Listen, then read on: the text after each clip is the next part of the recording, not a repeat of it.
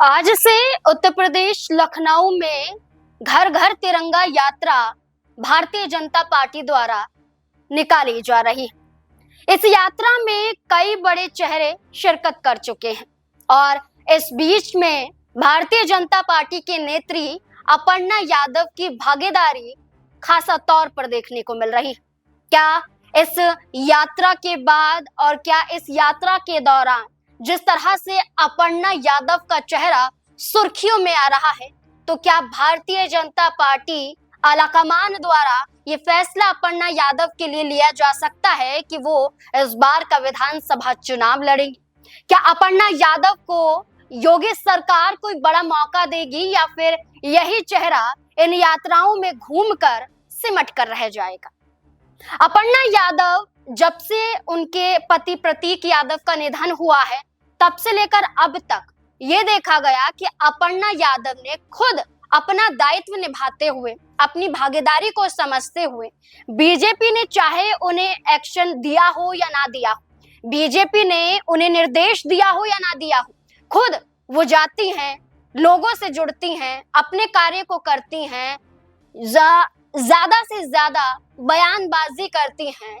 तो इस आधार पर नजर आ रहा है कि वो खुद चाहती हैं कि उत्तर प्रदेश के अंदर खास तौर पर भारतीय जनता पार्टी में रहकर वो दिखती रहे, ताकि बीजेपी ये सोचने पर मजबूर हो जाए कि पिछले कई चुनावों में अपर्णा यादव को मौका नहीं दिया गया, लेकिन इस बार ये मौका न सिर्फ अपर्णा यादव के लिए बल्कि भारतीय जनता पार्टी के लिए भी जरूरी हो जाता है, क्योंकि एक मौका ही तय करेगा कि अपर्णा यादव बीजेपी के साथ यूं ही बनी रहेंगी या फिर अपने परिवार, अपनी पार्टी में वापसी करने के लिए मजबूर हो जाएंगी। कई बार कई मंचों से, कई कैमरों के सामने अपर्णा यादव ये दोहरा चुकी हैं कि परिवार अपनी जगह है, परिवार से कोई दुश्मनी नहीं है, परिवार से कोई बैर नहीं है और परिवार का साथ कभी नहीं छोड़ा है। लेकिन राजनीतिक लिहाज से भारतीय जनता पार्टी के नेत्री होने के नाते वो विपक्ष पर हमलावर रहती, लेकिन जब भी हमला करती हैं तो सपा से ज्यादा कांग्रेस पार्टी पर करती हैं और खुलकर कांग्रेस की बुराई करती हैं, लेकिन समाजवादी पार्टी की बुराई खुलकर नहीं करती हैं। इसी के बाद से ही यही कयास लगने शुरू हो गए कि क्या होगा अपर्णा यादव का। अब उनकी किस्मत का फैसला कैसे भारतीय जनता पार्टी करेगी, ये तय इस यात्रा के बाद हो सकता है।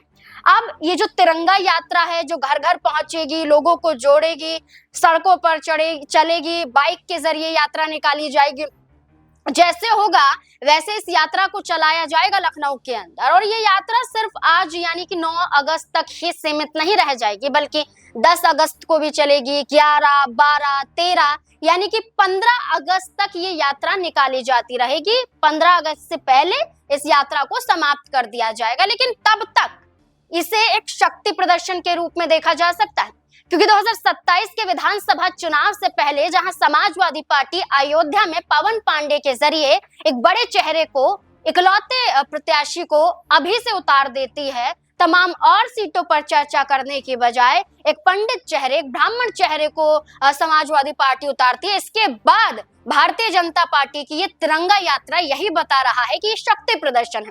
और इस शक्ति प्रदर्शन में उप मुख्यमंत्री ब्रजेश पाठक हूँ, केशव प्रसाद मौर्य हूँ, या फिर यहाँ खुद मुख्यमंत्री योगी आदित्यनाथ हूँ, या बीजेपी के सांसद हूँ, या बीजेपी के विधायक हूँ, हर कोई तिरंगा लेकर अपने घर से निकल चुका है।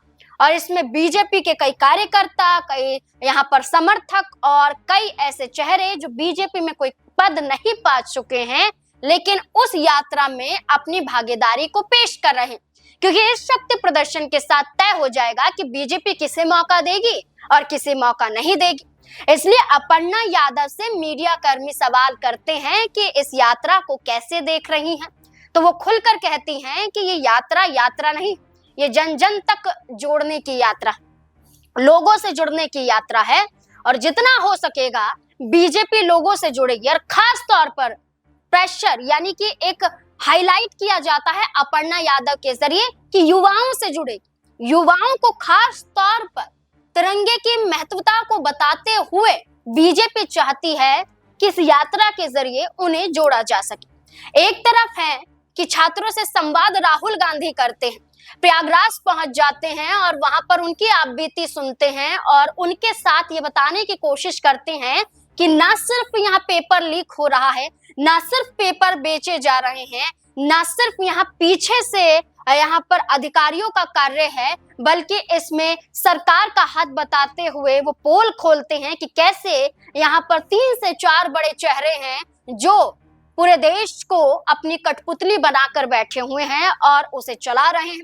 राहुल गांधी अपनी इस यात्रा के दौरान, इस संवाद के दौरान जहां वो छात्रों से मुलाकात करते हैं, उनसे बातचीत करते हैं, तो वो खुलकर कहते हैं कि कैसे रोजगार भी ठप पड़ गया है, रोजगार भी युवाओं को नहीं मिल रहा है क्योंकि सरकार ही नहीं चाहती है कि रोजगार मिल पाए। वो तो अपनी जेब भरना चाहती, अपना खजाना यहाँ पर जुटाना चाहती है। इसलिए आप आम लोगों को किस तरह से बर्बाद किया जा रहा है, इसकी तस्वीर भी प्रयागराज में जब छात्रों से संवाद करते हैं तब राहुल गांधी खोल कर रख देते हैं।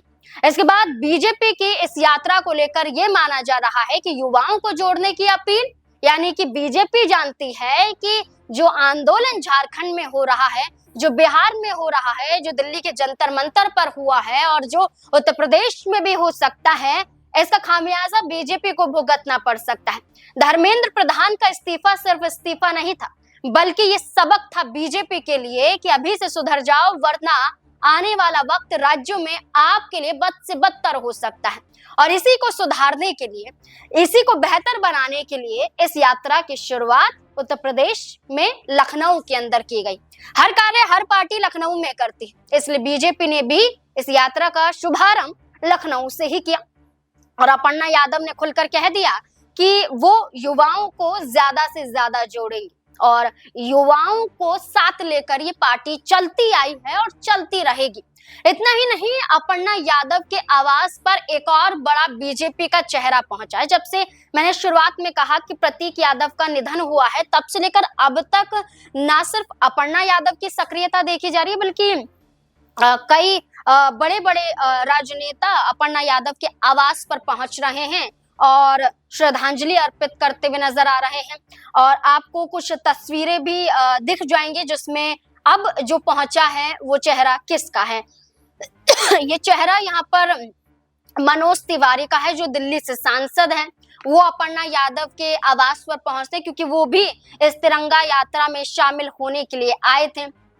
और बीते दिनों अपर्णा यादव के आवास पर पहुंचते हैं। ना सिर्फ अपर्णा यादव से मुलाकात होती है मनोज तिवारी की, बल्कि उनकी बेटियों के साथ भी बातचीत करते हुए नजर आते हैं। प्रतीक यादव को श्रद्धांजलि अर्पित करते हुए दिखाई देते हैं और खुद अपर्णा यादव इसे अपने सोशल मीडिया पर पोस्ट करती है, चाहे वो इंस्टाग्राम हो, चाहे वो ट्विटर हो या फेसबुक हो, हर जगह इसको इन तस्वीरों को वो पोस्ट करती हैं जिसमें मनोज तिवारी दिखाई दे रहे हैं और उनकी बेटियां दिखाई दे रही हैं। प्रतीक यादव की तस्वीर पर माला चढ़ी हुई है वो नजर आती है और वो लिखते हैं कि आज सांसद श्री मनोज तिवारी जी आवास पर पधारे। उन्होंने श्री प्रतीक यादव जी को भावपूर्ण श्रद्धांजलि अर्पित कर उन्हें श्रद्धापूर्ण समर्पण दिया। इस भावुक अवसर पर बच्चों से भी स्नेह पूर्वक मिलकर उनका हालचाल लिया, स्नेह दिया। ये अपर्णा यादव दोहराती हुई नजर आती हैं। अब यही कहा जा रहा है कि आप तो चलिए अपनी भागीदारी पेश कर रही हैं, अपनी सक्रियता दिखा रही हैं, लेकिन बीजेपी क्या करेगी? क्या आपको मौका देगी? क्या बीजेपी इस विधानसभा चुनाव में टिकट देगी? और देगी तो फिर कहां से देगी? क्योंकि देखा जाए तो अपर्णा यादव 2022 से पहले 2017 में चुनाव लड़ चुकी हैं, लेकिन चुनाव हार जाती हैं। एकमात्र इकलौता चुनाव वो लड़ती हैं, लेकिन वो चुनाव भी नहीं जीत पाती हैं और वो समाजवादी पार्टी से होता है। लेकिन अब ये देखा जा रहा है कि बीजेपी में रहकर राज्यसभा का चुनाव हो, लोकसभा का चुनाव हो, उपचुनाव हो या फिर प्रचारक बनाना हो, अपर्णा यादव का ये जो चेहरा है वो बड़े स्तर पर नहीं देखा गया है, मौका नहीं मिला है। लेकिन अपर्णा यादव बीजेपी के साथ बनी रही हैं। लेकिन अब देखना होगा कि कब तक अपर्णा यादव बीजेपी के साथ यूं ही बनी रहेंगी। आपको क्या लगता है अपर्णा यादव की इस तिरंगा यात्रा में दिए गए बयान को लेकर, मनोज तिवारी का उनके आवास पर पहुंचना, क्या वाकई अपर्णा यादव को टिकट मिलेगा या फिर नहीं? आपकी क्या राय है? अपनी राय कमेंट सेक्शन में जरूर दें।